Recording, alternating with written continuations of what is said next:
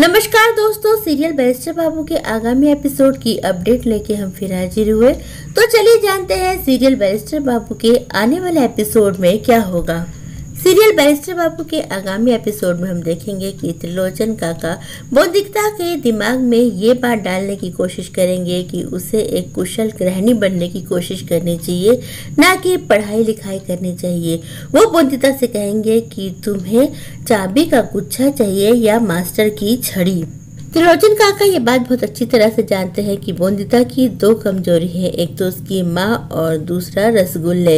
वो बोंदिता से कहते हैं कि अगर तुम कुशल गृहिणी बनोगी तो तुम घर में आराम से ये चाबी का गुच्छा अपने पल्लू में बांध के मालकिन की तरह घूमना और जब जी चाहे जितना जी चाहे रसगुल्ले बनाना और खाना।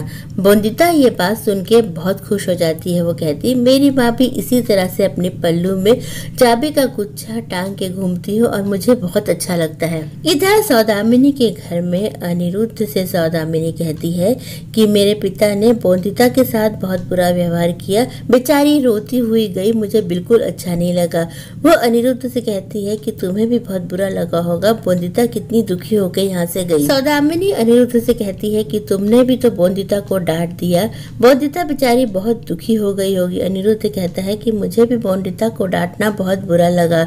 वो कहता है कि बोंदिता के हाथ में छाले इसलिए पड़ गए थे क्योंकि त्रिलोचन काका ने उससे चक्की पिसवाई थी।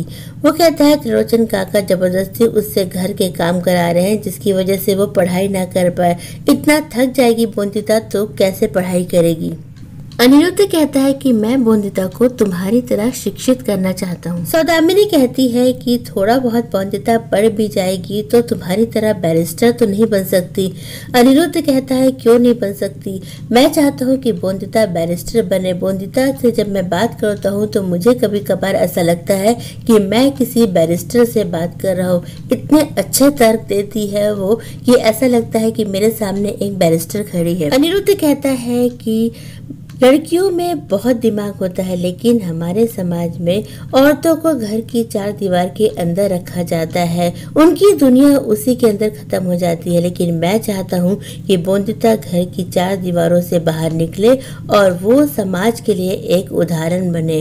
अनिरुद्ध कहता है कि बोंदिता पढ़ लिख जाएगी तभी वो समाज में सुधार ला पाएगी। अनिरुद्ध ने बोंदिता के लिए बहुत ऊंचे सपने देख रखे। ये सुन के सौदामिनी को बहुत बुरा लगता है। अनिरुद्ध सौदामिनी को बताता है कि आज मास्टर जी आए थे और उन्होंने बोंदिता को छड़ी मारी, ऐसा बोंदिता ने मुझे बताया। इधर मास्टर जी कहते हैं कि बोंदिता ने उन्हें हाथ पांव बांध के जमीन पे गिरा दिया और सारी किताबें फेंक दी। मुझे समझ में नहीं आ रहा कि मैं किसकी बात पे यकीन करूं।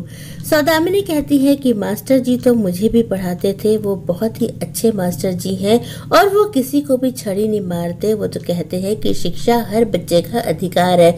मुझे नहीं लगता कि उन्होंने ऐसा किया होगा। और बोंदिता एक बच्ची है, वो अभी पढ़ाई का मतलब नहीं जानती, वो शिक्षित नहीं होना चाहती और हो सकता है कि उसने बदमाशी से ऐसा कुछ किया हो। अनिरुद्ध कहता है कि इस बात का पता मुझे खुद लगाना पड़ेगा।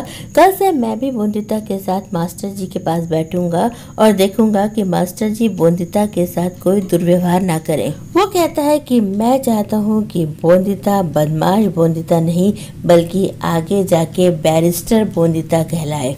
सौदामिनी मन ही मन सोचती है कि मैं बोंदिता को बदमाश साबित करके रहूंगी। इधर बोंदिता के दिमाग में कश्मकश चल रही है, वो समझ नहीं पाती कि वो किसकी बात माने। काका ससुर कहते हैं कि उसे एक अच्छी गृहिणी बनना चाहिए। इधर पति बाबू चाहते हैं कि वो पढ़ लिख के बैरिस्टर बने। बोंदिता को कुछ समझ में नहीं आ रहा कि वो क्या करे। वो बिहारी से कहती है कि मुझे कुछ समझ में नहीं आ रहा कि मैं क्या करूं। बोंदिता अपने पल्लू में 2 चम्मचे बांध लेती है और बिल्कुल मालकिन की तरह रहने लगती है। वो बिहारी से कहती है कि मेरे लिए रसगुल्ले लाओ, चलो मेरे आदेश का पालन करो, मेरे लिए मोटर गाड़ी निकालो, मैं घूमने जाऊंगी। और बोंदिता को बहुत मजा आता है। ये सब काका बाबू देखते रहते हैं। काका बाबू को लगता है कि उनकी चाल सफल हो गई और बोंदिता वाकई कुशल गृहिणी बनने के लिए तैयार है और अब वो पढ़ाई करना नहीं चाहती। वो बोंदिता को प्रोत्साहित करने के लिए कहते हैं कि तुमने बहुत अच्छे से बर्तन साफ करे और तुम बहुत जल्द एक कुशल गृहिणी बन जाओगी। ये सुन के मासूम बोंदिता बेहद खुश हो जाती है। तो दोस्तों, यह एपिसोड यही खत्म हो जाएगा और अब बारी है उन लोगों के नाम जानने की जिन्होंने हमारे वीडियो पे सबसे पहले कमेंट किया, और वो नाम है उमा, मौमिता, कॉमेडी किंग, मनीषा, अजंता, साबिन और करिश्मा। आप सभी को हमारे वीडियो पे सबसे पहले कमेंट करने के लिए बहुत बहुत धन्यवाद। इसी तरह बैरिस्टर बाबू के आगामी एपिसोड की अपडेट लेके हम फिर हाजिर होंगे। अगर आपको हमारा चैनल पसंद आया हो तो इसे लाइक, शेयर, सब्सक्राइब करिए। कल के एपिसोड की अपडेट लेके हम फिर हाजिर होंगे। तब तक के लिए बाय।